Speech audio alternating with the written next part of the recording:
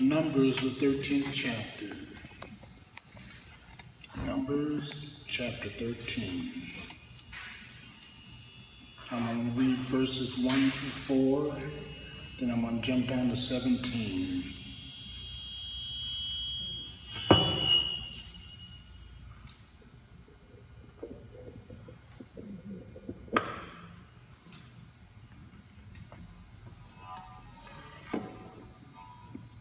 Are we there? Amen. All right. The title of this is Don't Squander Your Opportunity, Part 2. Amen? Turn the volume down just a hair. Okay. And it says, and the word of God reads like this. And the Lord spake to Moses, saying, Send men to spy out the land of Canaan, which I am giving to the children of Israel. From each tribe of their fathers you shall send a man, every one a leader among them. So Moses sent them from the wilderness to Paran, according to the command of the Lord, and all of them men who were heads of the children of Israel. Amen. That's 1 through 4. Now we're going to jump down to 17.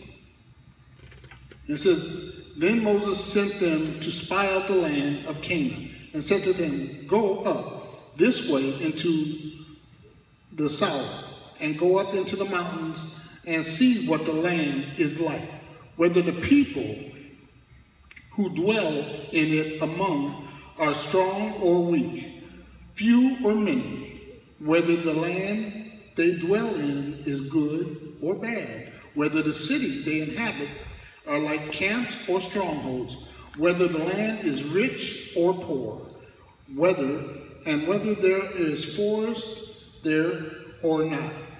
Be of good courage and bring some of the fruit of the land. Now the time was the season of the first ripe grapes. So they went up and spied out the land from the wilderness of Zin, as far as Ruhah, near the entrance of Hamath, and they went up through the south and came to Hebron. Alamai, Seliah, and Telamah, the descendants of the Anak, were there. Now Hebron was built 7 years before Zion in Egypt. They came to the valley of Echo, and there cut down the branch which one cluster of grapes. They carried it between two of them on a pole. Then also brought some of the pomegranates and figs. This place was called the valley of Eshcol, because of the cluster which the men of Israel cut down there. And they returned from spying out the land after 40 days.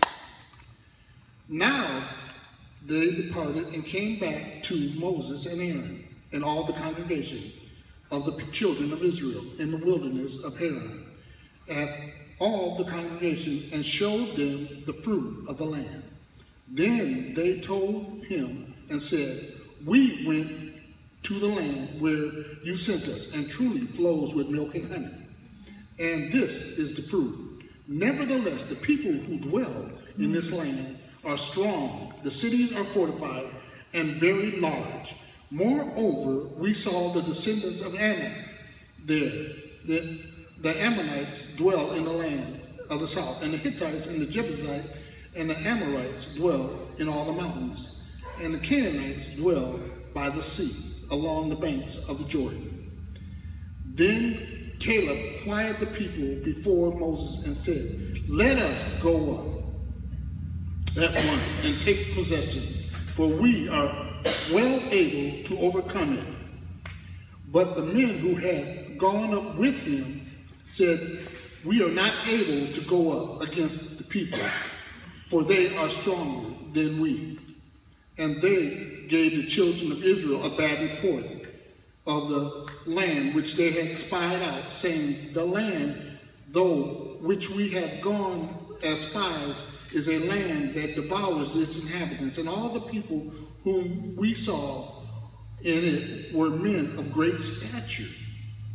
There we saw the giants, the descendants of Anak, came from the giants, and we were like grasshoppers in their own sight, and so we were in their sight.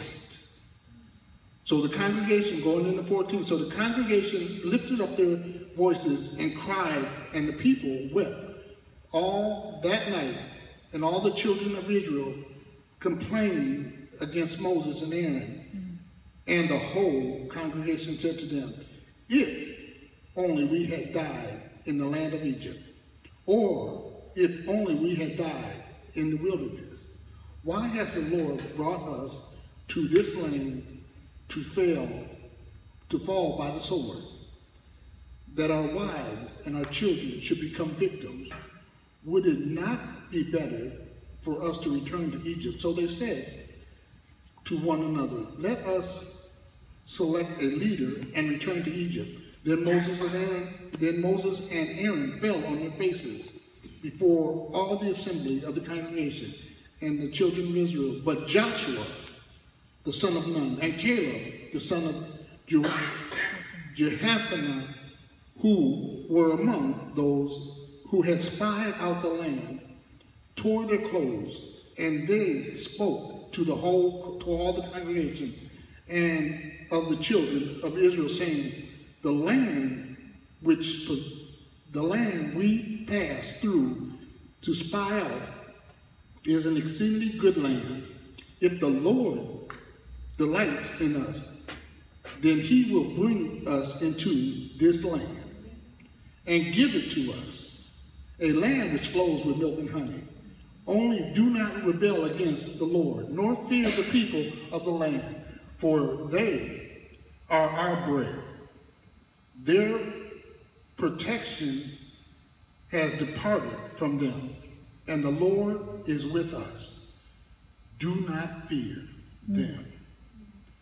Don't squander your opportunity. And that's the problem with a lot of the people in church today. We hear the word, we say we believe the word, but then we don't activate the word.